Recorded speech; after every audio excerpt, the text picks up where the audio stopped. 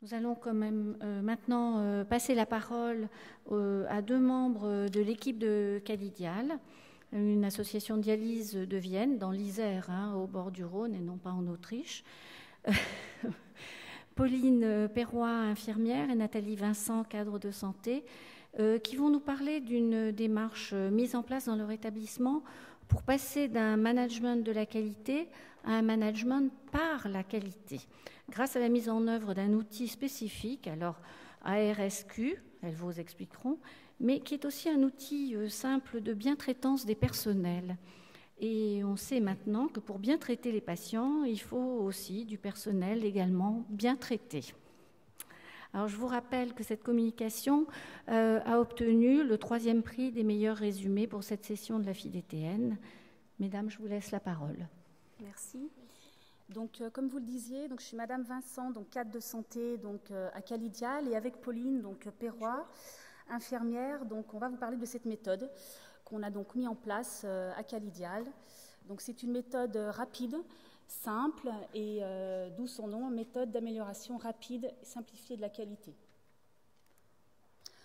Donc, concrètement, on va vous présenter les objectifs, le contexte, dans quel contexte on a mis en place cette méthode, la méthode en elle-même, les résultats, et on terminera par une conclusion. Donc, afin de resituer un petit peu au niveau du contexte et l'objectif dans lequel on a appliqué cette méthode, donc en fait, Calidial, c'est un établissement de santé privé d'intérêt collectif qui a été créé en 1984, qui travaille dans un secteur un petit peu large, entre Lyon, dans le Rhône, et Vienne, dans l'Isère. Il assure le traitement de la maladie rénale chronique tout au long du parcours du patient. On a toutes les modalités de dialyse, donc hémodialyse et dialyse péritonéale, avec des activités d'éducation thérapeutique aussi. Donc en fait, suite à 3 certifications HAS sans réserve ni recommandation en 2004, 2008 et 2012, il y a eu un lien, en fait le lien entre l'encadrement et le terrain a été fragilisé, notamment suite à la dernière certification, la V2010, qui était très chronophage, qui a été très prenante pour les équipes. Et du coup, ça a induit un climat social difficile et une fatigue des équipes. Donc, comme le disait Pauline, c'est vrai que suite à ce climat social un petit peu perturbé, Calidial a donc décidé de réagir donc en intégrant une démarche qu'on appelle une démarche AVAS, qui signifie donc amélioration de la valeur ajoutée soignante. Donc, pour ça, on a fait appel donc à une entreprise de formation spécialisée donc dans le conseil et dans le management, qui se prénomme donc Réor. Et l'objectif, c'était vraiment de travailler en lien avec les équipes et de partir du terrain, des problématiques de terrain. Et c'est pour ça qu'on parle aussi de modèle de pyramide inversée, puisque ce qui était important pour nous, c'était surtout que les équipes nous fassent remonter leurs difficultés et qu'on puisse, avec elles, trouver des solutions. Donc est née cette méthode d'amélioration rapide et simplifiée de la qualité. Donc vous verrez, on va parler de ARSQ. Donc en fait, la RSQ, c'est du coup une approche de terrain participative qui vise à travailler sur un dysfonctionnement et qui en fait, elle permet à la résolution de ce dysfonctionnement à court ou à moyen terme. Donc en fait, une RSQ dure entre 2 et 4 mois. Elle consiste à faire travailler ensemble des professionnels concernés avec une écoute attentive sur les dysfonctionnements ressentis, mais aussi sur les améliorations attendues par tout le monde. Donc en fait, elle implique aussi de travailler du coup sur un sujet motivant, la problématique, avec un certain état d'esprit. Elle permet de réunir une équipe pluridisciplinaire, légère mais impliquée, donc en petits groupes. Elle permet aussi d'impliquer la hiérarchie du début à la fin, avec cet appui méthodologique, la RSQ. Ça demande une méthode rigoureuse, il y a plusieurs étapes, on vous les décrira après.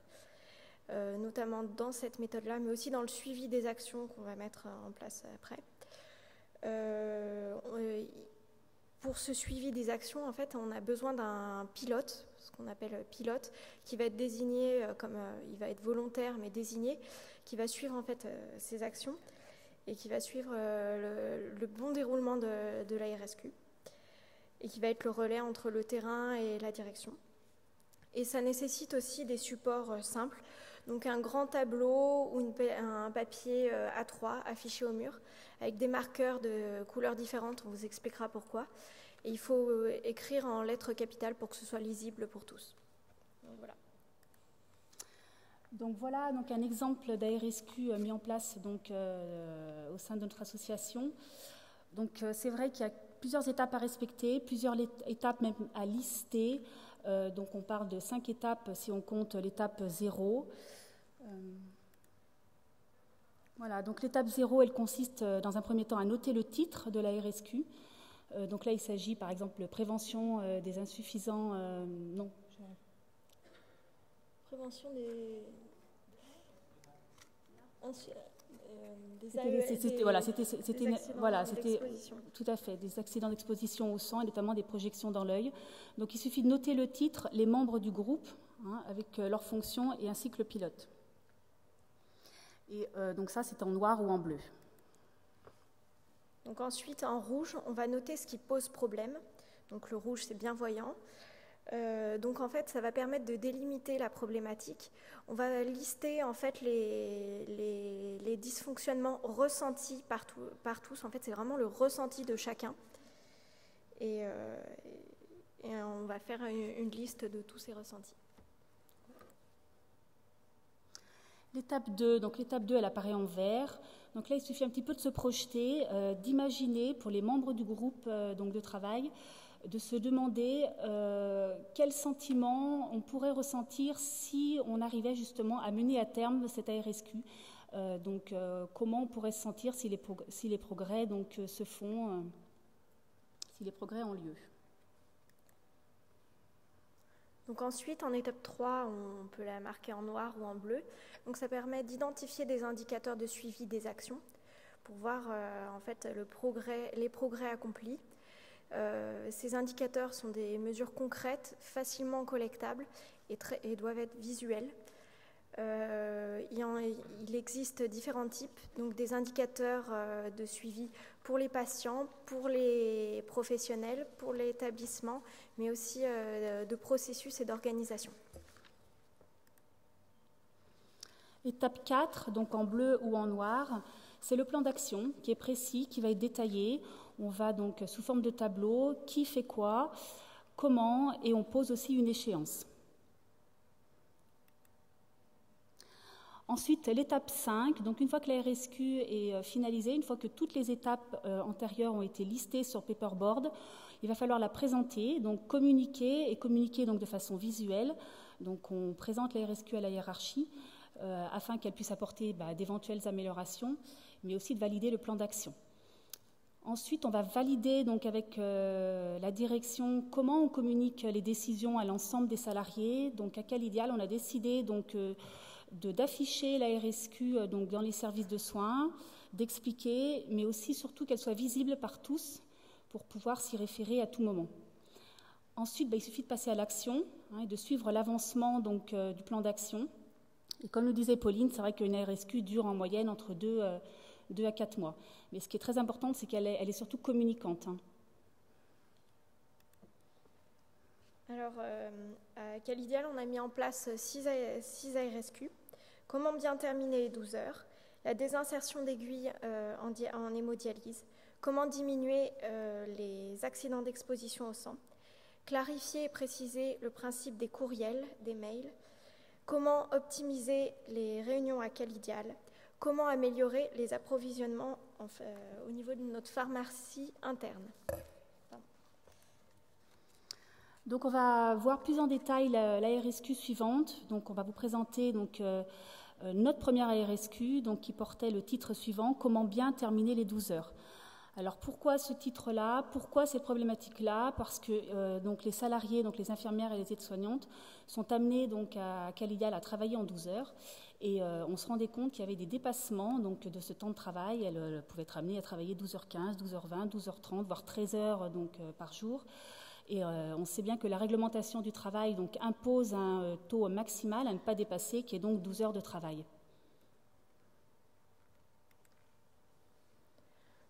Donc on a tout d'abord travaillé à partir de février 2013 avec 2 équipes de 3 à 4 personnes sur 2 de nos sites différents d'hémodialyse, dont une cadre de santé, des infirmières et des aides-soignantes.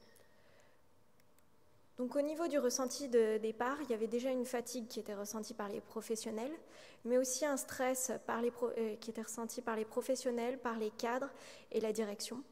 Il y avait les aléas de la dialyse qui étaient mal gérés. Donc quand je parle d'aléas, c'est par exemple les chutes de tension, les coagulations longues, les urgences, toutes ces choses-là qui n'étaient pas forcément bien gérées. Il y avait une sensation de travail précipité et inachevé. On était hors cadre réglementaire. Et il y avait aussi les risques d'accidents de trajet, parce que c'est vrai qu'après une longue journée, la fatigue se fait ressentir et du coup, il y a plus de risques d'avoir des accidents de trajet. Donc le ressenti final, c'est ce que je vous disais tout à l'heure, il suffit de se projeter, que les membres du groupe réfléchissent. Si on arrive à travailler en 12 heures et à ne pas dépasser ces 12 heures, comment on pourrait se ressentir ? Donc une sensation de travail bien fait, moins de stress au départ et à la fin de journée, et possibilité aussi de poursuivre les 12 heures, puisque c'était une volonté, les 12 heures étaient vraiment plébiscitées par les aides-soignantes et les infirmières. Donc, en termes d'indicateurs, nous, les cadres, on regardait les pointages pour voir justement les dépassements des 12 heures en termes de durée, de pourcentage, mais aussi par métier. Donc, au niveau du plan d'action, là, on vous a résumé un petit peu les actions qu'on a mises en place. On n'a pas mis les échéances parce que ça aurait été un petit peu compliqué pour vous tous. Et donc, du coup, on a changé en fait l'horaire d'arrivée des infirmières. Avant, nous faisions des journées de 6h30 à 18h30. Actuellement, on fait 7h, 19h, afin qu'on puisse prendre plus facilement les patients en charge, les patients du soir, qu'on ait un petit peu plus de temps à leur accorder. Et aussi, il y a les horaires des patients qui ont été modifiés, les horaires des patients du soir. Ils ont la possibilité d'arriver plus tôt, donc 13h15 au lieu de 13h30. Comme ça, l'infirmière qui est en 12 heures, elle peut commencer à piquer les patients, à prendre en charge les patients. Ensuite, il y a eu les horaires des repas qui ont été décalés, à savoir que les infirmières, du coup, mangent après les branchements des patients de l'après-midi. Ensuite, on a modifié les modalités de traçabilité des séances, à savoir qu'à Calidial, on a des traçabilités sur papier et après on les retranscrit sur l'ordinateur. Et toutes les données qui sont communes, on va dire, les tensions, les pressions, les KT surveillés, les choses comme ça, on pouvait déléguer cette tâche aux infirmières du soir. Par contre, tout ce qui est transmission ciblée, c'est aux infirmières de 12 heures de faire leur transmission ciblée.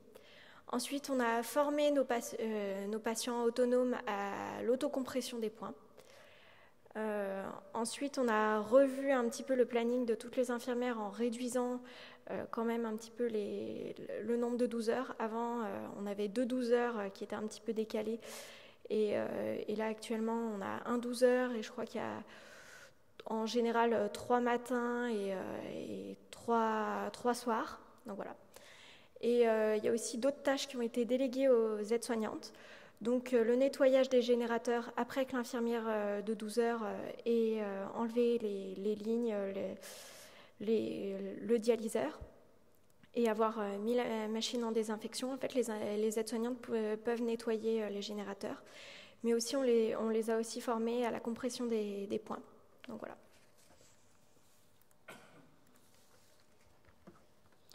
Donc si on fait un petit peu un focus de cette ARSQ, on peut dire qu'elle a été facilement mise en place au sein de Calidial. Les équipes ont été vraiment partie prenante dans cette méthode. On a eu quelques problèmes de faisabilité puisque, comme disait Pauline, c'est vrai que les horaires des infirmières ont été décalés. Elles sont passées de 6h30, 18h30 à 7h, 19h. Et elle nous faisait remarquer qu'à 7h, la circulation est plus dense, donc il fallait qu'elle puisse anticiper, partir un peu plus tôt de chez elle. Donc les indicateurs ont pu être facilement suivis par nous les cadres, puisqu'en fait ils nous étaient fournis par le service ressources humaines. Il nous suffisait donc de suivre mensuellement le nombre de 12 heures dépassées. et également le nombre de 12 heures réalisées, et puis de faire une moyenne des dépassements. Donc ensuite, on a obtenu le tableau suivant. Donc on remarque qu'entre février 2013, au niveau des infirmières, qu'entre février 2013, on est passé de 94% jusqu'à 25% en août 2013, donc c'est une belle progression. Par contre, au niveau des aides-soignantes, on remarque qu'entre février 2013, il y a eu 52% des dépassements contre 78% de dépassements en mai 2013. Donc ceci s'explique par, comme je vous ai dit dans le plan d'action, on leur avait délégué des tâches, donc le nettoyage des générateurs et la compression des points. Donc du coup, ça leur a fait une surcharge de travail, donc du coup, elles partaient pas à l'heure. Donc suite à ça, on a revu le plan d'action et on a en fait toutes les tâches que les aides-soignantes n'avaient pas le temps de faire, refaire les lits, nettoyer les générateurs. Les infirmières qui étaient du soir, qui avaient beaucoup plus de temps, pouvaient finir leur travail. Donc voilà. Ainsi, c'est ce qu'on remarque au travers de ce graphique. Donc on voit effectivement que la courbe pour les infirmières, elle diminue progressivement. Et par contre, on remarque bien le petit pic au niveau des aides-soignantes et après, il y a une diminution suite à la révision du plan d'action, comme on l'a dit.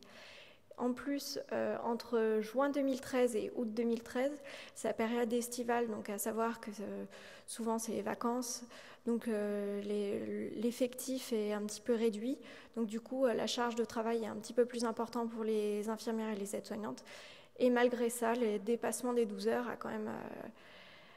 le nombre de dépassements a quand même diminué, et c'est vraiment visible. Donc ça prouve quand même que la RSQ a été efficace. Donc en conclusion, on peut dire que cette méthode donc d'amélioration rapide et simplifiée de la qualité, elle permet, dès lors qu'elle est conduite de façon sincère et pratique, donc plusieurs choses. C'est vrai que de générer une dynamique d'équipe, surtout d'être à l'écoute des professionnels de terrain, puisque c'est eux qui trouvent les solutions, de fédérer tous les acteurs pour la recherche de solutions. Les infirmières, les aides-soignantes ont travaillé ensemble, donc il y a eu vraiment un partenariat, un travail en collaboration. De fédérer tous les acteurs, oui, pour la recherche de solutions, je viens de le dire, et d'objectiver les problèmes et d'apaiser aussi les tensions, puisqu'on se pose et on discute, on échange, on note, donc c'est très positif.